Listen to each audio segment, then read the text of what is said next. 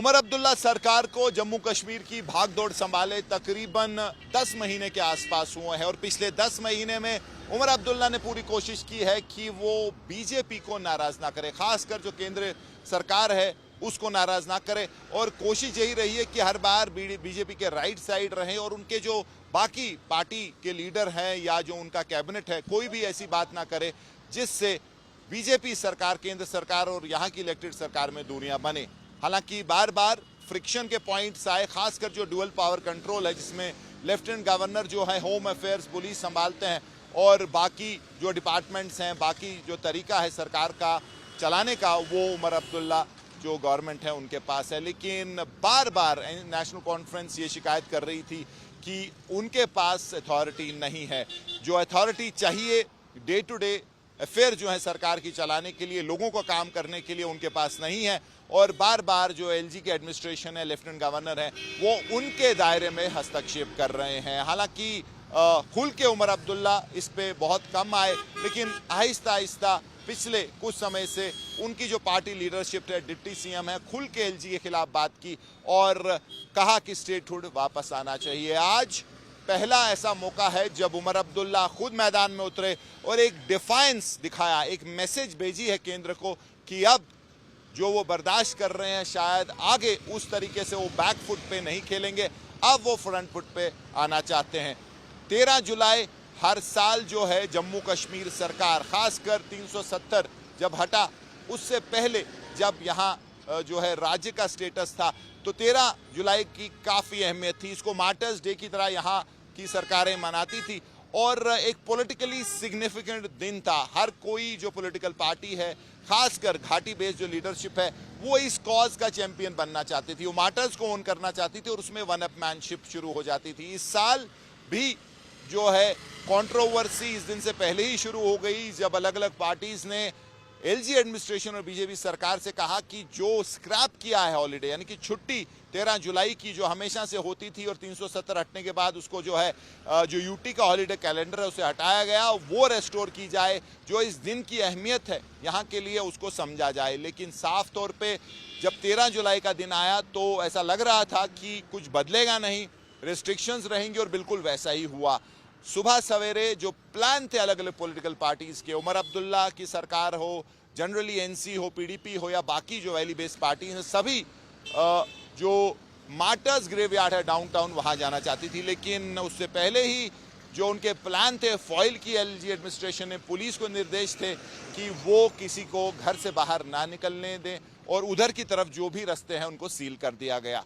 कल पूरा दिन बयानबाजी हुई और आज सुबह वो हुआ जो कोई एक्सपेक्ट नहीं कर रहा था। उमर अब्दुल्ला चीफ मिनिस्टर जो है वो अपने कैबिनेट कोलीग्स, पार्टी लीडर्स के साथ सीधा पहुंच गए मार्टर्स ग्रेवयार्ड और जब वहां ताला दिखा गेट को और पुलिस ने रोकने की कोशिश की तो ड्रामेटिक विजुअल्स देखने को मिले जहां उमर अब्दुल्ला अपनी सिक्योरिटी डिटेल लीडर्स के साथ जो है दीवार, जो फेंसिंग लांग के दूसरी तरफ गए और वहां जाके उन्होंने फ्लोरल ट्रिब्यूट्स जो दिए। बड़े अफसोस की बात है कि वो लोग जो खुद इस बात का दावा करते हैं कि उनकी जिम्मेदारी सिर्फ सिक्योरिटी और लॉ एंड ऑर्डर है, उनके वाज़िया हिदायत के मुताबिक हमें कल यहाँ आके फातिहा पढ़ने की इजाज़त नहीं दी गई। सबको सुबह सवेरे ही अपने घरों में बंद रखा गया।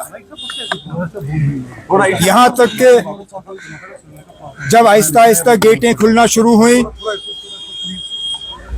और मैंने कंट्रोल रूम को बताया कि मैं यहाँ आना चाहता हूँ फातिहा पढ़ने के लिए, मिनटों के अंदर अंदर मेरे गेट के बाहर बंकर लगा और रात के 12-1 बजे तक उसको हटाया नहीं गया। आज मैंने इनको बताया ही नहीं, बिना बताए मैं गाड़ी में बैठा और इन्होंने, इनकी बेशर्मी देखिए, आज भी इन्होंने हमें यहाँ तक रोकने की कोशिश की। चौक में अपनी गाड़ी खड़ी की, नौहटा चौक में सीआरपी का बंकर सामने लगाया, जेएनके पुलिस का रक्षक और फिर हाथापाई करने की कोशिश की। ये पुलिस वाले जो वर्दी पहनते हैं कभी कभी कानून भूल जाते हैं। मैं इनसे पूछना चाहता हूं किस कानून के तहत इन्होंने आज हमें रोकने की कोशिश की। अगर रुकावट थी तो कल के लिए थी।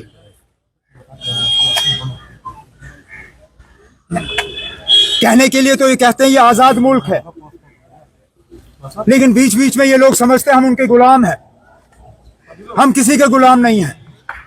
हम अगर गुलाम हैं तो यहाँ के लोगों के गुलाम हैं। हम अगर खादिम हैं तो यहाँ के लोगों के खादिम हैं। ये लोग वर्दी पहन के कानून का इस तरह तहस नहस करें, ये बात मेरी समझ में नहीं आता। लेकिन हमने इनकी कोशिशों को नाकामयाब किया। इन्होंने हमें पकड़ने की कोशिश की, हमारे झंडे को फाड़ने की कोशिश की, लेकिन इनकी तमाम कोशिशें आज नाकामयाब रहीं। हम आए, हमने फातिहा पढ़ा। इन लोगों को शायद गलतफहमी है कि यहाँ सिर्फ 13 जुलाई को ही ये कब्रें हैं। ये भूल जाते हैं कि ये कब्रें हमारी शहीदों के ये साल के तमाम दिन यहाँ पे हैं। चलिए 13 जुलाई ना सही, 12 जुलाई, 14 जुलाई, 15 जुलाई, दिसंबर, जनवरी, फरवरी, कब तक रोकेंगे? हमारी जब मर्जी होगी हम यहाँ आएंगे और इन शहीदों को हम याद करेंगे। तो एक पॉलिटिकल मैसेजिंग और उसके साथ साथ एक डिफाइंस का पहला मैसेज उमर अब्दुल्ला की तरफ से कि ये जो रिस्ट्रिक्शंस हैं, जिस तरीके से एलजी एडमिनिस्ट्रेशन और बीजेपी उनको डील कर रही है, अब वो बर्दाश्त नहीं करेंगे और अब वो फ्रंट फुट पे खेलेंगे। हालांकि उनके जो अपोजिशन लीडर्स हैं, सजाद लोन, बाकी लोग जो है ऑलरेडी इसको जो है एक फोटो अप बता रहे हैं, एक इनैक्टेड ड्रामा जो कि पहले से ही प्री प्लान था। और जिस तरीके से उमर अब्दुल्ला एक्स पे आए हैं, जिस तरीके से उन्होंने एक बिट बाय बिट उसकी इंफॉर्मेशन निकाली है, तो साफ तौर पे ये पॉलिटिकल माइलेज लेने की कोशिश है। पॉलिटिकल कंपोनेंट्स ये भी कह रहे हैं कि ये एक जो पिछले 9 महीने सरकार कुछ डिलीवर नहीं कर पा रही है, अब अपनी कॉन्स्टिट्यूएंसी को शांत करने के लिए ये एक जो है गिमिक है। लेकिन अगर डिफाइंस की बात करें तो साफ तौर पे पहला ऐसा मौका जब उमर अब्दुल्ला ने मैसेज भेजी है एलजी को, दिल्ली को, कि अब वो जो एक कॉशियस तरीके से चल रहे थे, कोशिश कर रहे थे कि अच्छी रिलेशन बने सेंटर के साथ ताकि स्टेटहुड मिले, उनको पावर्स मिले, शायद अब उनका सब्र का पैमाना जो है वो छलक गया है और अब से वो उनकी सरकार जो है शायद ज़्यादा एग्रेसिव दिखे और मुद्दों पे हेड ऑन लेने की कोशिश करे जो लेफ्टिनेंट गवर्नर की एडमिनिस्ट्रेशन है। कैंपस पर्सन मुजफ्फर अहमद के साथ मीर फरीद, श्रीनगर, आज तक।